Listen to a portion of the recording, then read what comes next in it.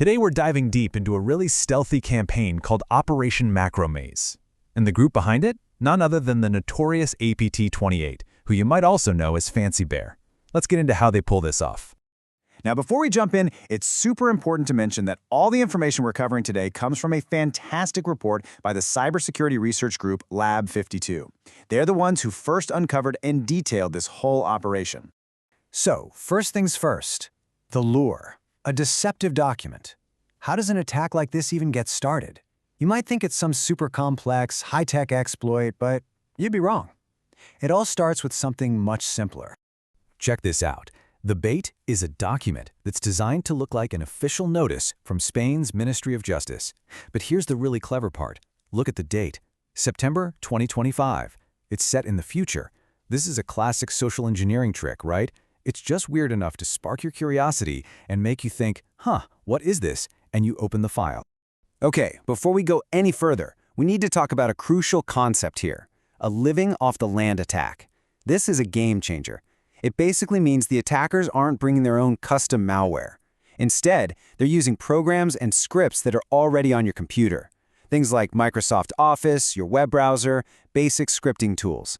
It is the ultimate form of camouflage.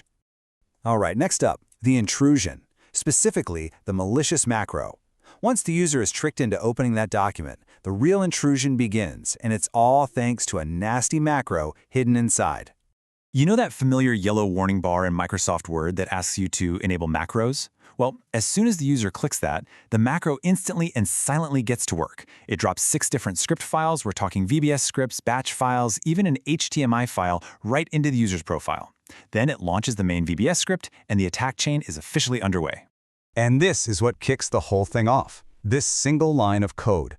The macro uses a shell command to execute the VBScript it just created.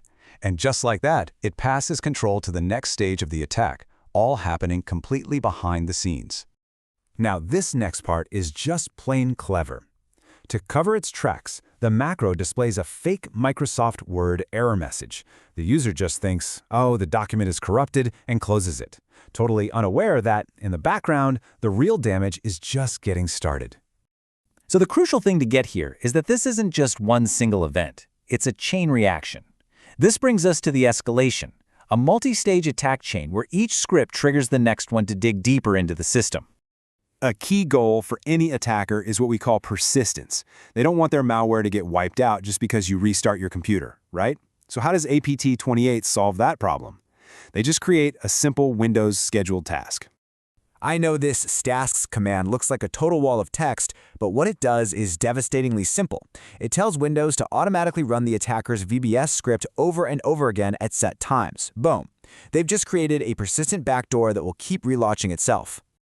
Okay, now we get to the really slick part of this operation, the data theft. And it all hinges on something called a headless browser. A normal browser is what you see on your screen right now. A headless browser, well, it's like an invisible clone. It runs completely in the background and is controlled only by code. It leaves absolutely no visual trace. So the attack chain launches a batch script with this command, msedge-headless equals new. This one command starts up Microsoft Edge without any user interface, no window, no buttons, nothing. It creates a ghost in the machine that can browse the web for the attackers, and the user would never even know it was there. But they don't stop there. A second script launches yet another instance of Edge, but this time it uses an even sneakier trick. It sets the window position to be thousands of pixels off screen, making it physically impossible for anyone to ever see it. This double layer of invisibility is used for the grand finale, stealing the data.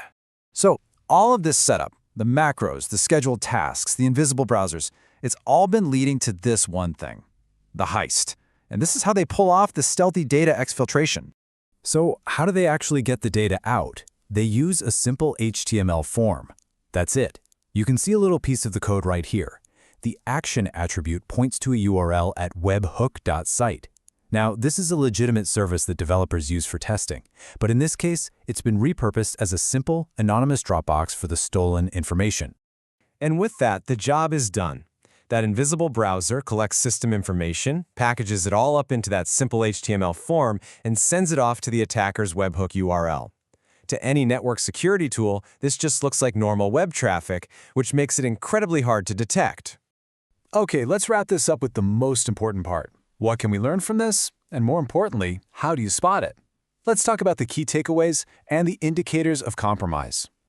So, why is this attack so effective? Because it's dead simple. It lives off the land, using tools that are already approved and trusted on the system. The whole focus is on stealth, not complexity. And because it's using legitimate processes like Microsoft Edge, it can evade a lot of traditional security software that's trained to trust those very programs. The attack basically hijacks that trust. For all the defenders out there, here are the specific indicators of compromise, or IOCs. This slide shows the SHA-256 hashes for some of the malicious documents used in this campaign. You can use these digital fingerprints to search your systems and see if these exact files are lurking anywhere. And here are the network-based IOCs. These are some of the webhook.site URLs that the malware used to send stolen data. You absolutely want to be monitoring your network for any traffic trying to go to these specific destinations. That's a huge red flag. And that really brings us to our final thought. If attackers can be this effective using nothing more than the basic tools that come with every single computer, what does that really mean for the future of cybersecurity? How do you defend against the very tools you use and trust every single day? Thank you so much for joining us for this deep dive into Operation Macromaze. If you found this breakdown helpful, please do us a favor and click like and subscribe. Your support is absolutely vital for us to continue producing this kind of content. Thanks again, and we'll see you in the next one.